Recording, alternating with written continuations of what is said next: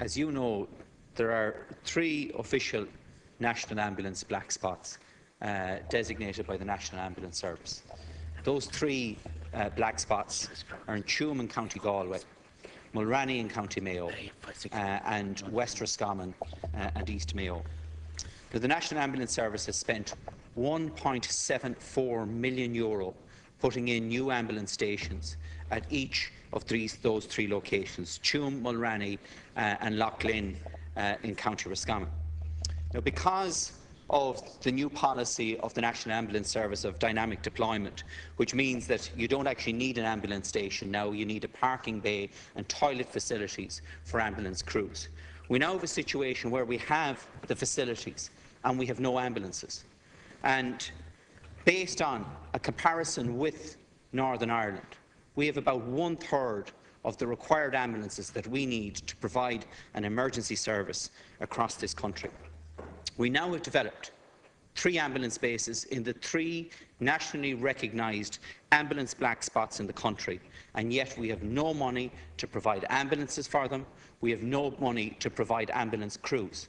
So the National Ambulance Service has now decided to borrow ambulances from Ballinasloe, from Galway, from Castlebar and soon from Roscommon Town. Ambulance stations that are at present left scrambling to try and get vehicles to respond to emergencies at the moment.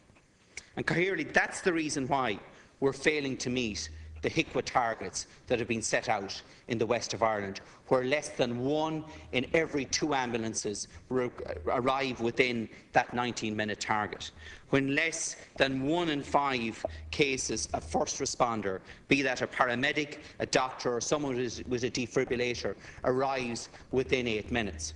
Now, people argue that it's about outcome.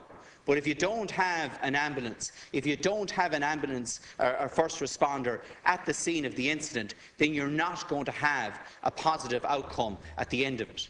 And I think it's important to remember that these are HIQA standards, standards set by an independent authority, which the government can use and has used in relation to other services and why they should be reconfigured.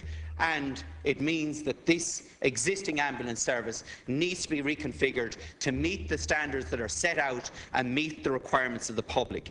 Because clearly what's happening at the moment is, in my part of the country, you have death by geography because we don't have the ambulances. We need more ambulances, we need more ambulance crews, and we need them now. Thank you.